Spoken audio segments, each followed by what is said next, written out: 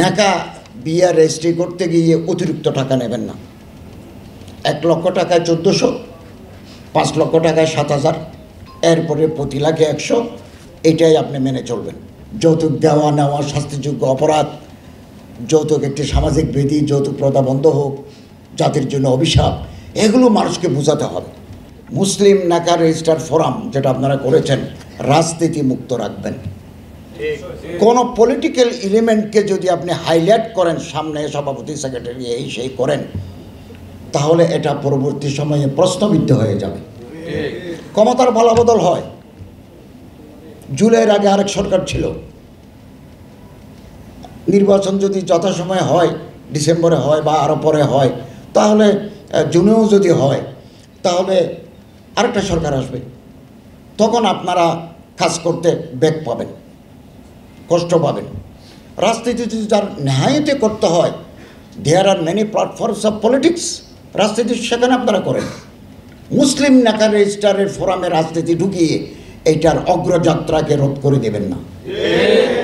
আমি এটা বারবার আপনাদেরকে বলি, এটা পলিটিক্যালাইজ হয়ে যদি যায়, রাজনীতিকরণ যদি হয়, আপনার দাবি শক্তি পাবে না। এটা হয়ে যাবে একটা পার্টিকুলার পলিটিক্যাল পার্টির ফোরাম, জেনারেল ফোরাম হবে না।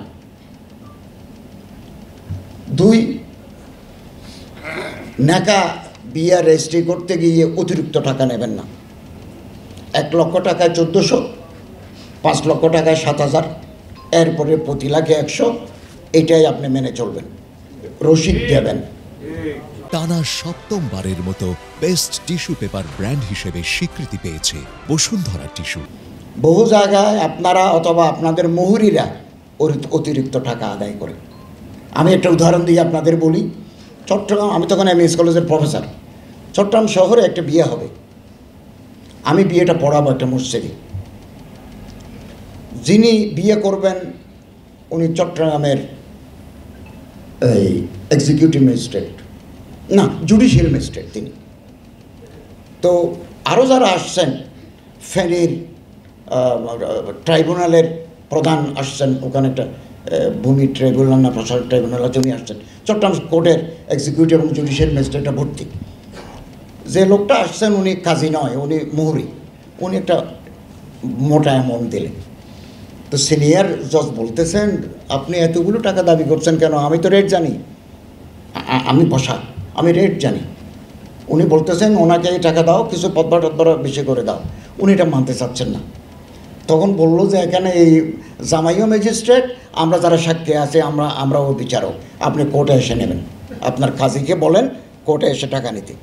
তখন উনি ফোন করে বলেছে তাড়াতাড়ি মসজিদ থেকে চলে যাও, এত লম্বা চৌড়া কথা বলতেছে কেন? সব জায়গায় গিয়ে এগুলো করা যায়, চলে? তো আপনারা রসিদ দেবেন। রসিদ যদি না দেন, এটা নিয়ে পরবর্তী সময়ে রসিদ যদি কেউ চায় আর কি দিবেন, অথবা না চাইলেও দেওয়া দরকার। এটা স্বচ্ছতার জন্য দেওয়া দরকার।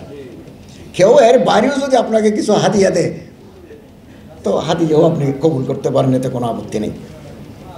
এবং আমি আপনাদের খেদমতে আরজ করব, আপনারা অনেকে মসজিদের ইমাম, খতিব অথবা কাজী সাহেব। আমি বাংলাদেশ সরকারের উপদেষ্টা হয়েও গতকাল এমএস কলেজের মসজিদে জুমার নামাজে ইমামতি করছি।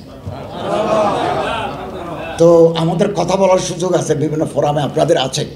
যৌতুককে, এই যে আপনারা বলছেন যৌতুক দেওয়া নেওয়া শাস্তিযোগ্য অপরাধ, যৌতুক একটি সামাজিক বিধি, যৌতুক প্রথা বন্ধ হোক, জাতির জন্য অভিশাপ, এগুলো মানুষকে বোঝাতে হবে।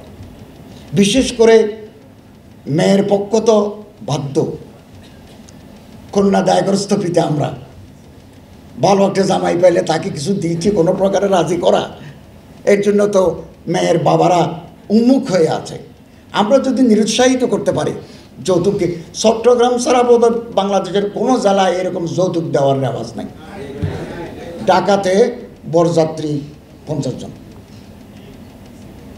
এবং মেয়ের পক্ষ থেকে স্বর্ণ দেওয়া হয়, এরকমও রেওয়াজ আছে।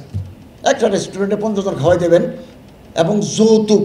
বরঞ্চ শাহজালাল প্রযুক্তি বিশ্ববিদ্যালয়ে একটা আমার জেলায় সেরা একটা বিতর্ক হয়েছে।